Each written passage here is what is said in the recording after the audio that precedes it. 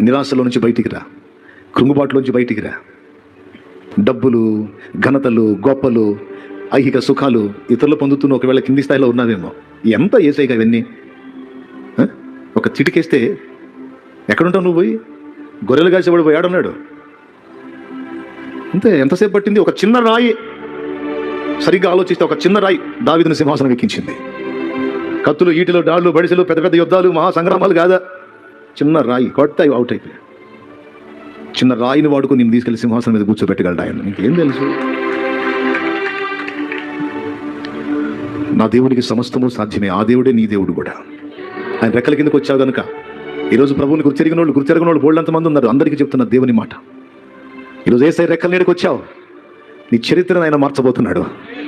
నీ జీవితాన్ని ఆయన మార్చబోతున్నాడు. హల్లెలూయా. జరిగించబోతున్నాడు. ఇది ఒట్టి మాట కాదు.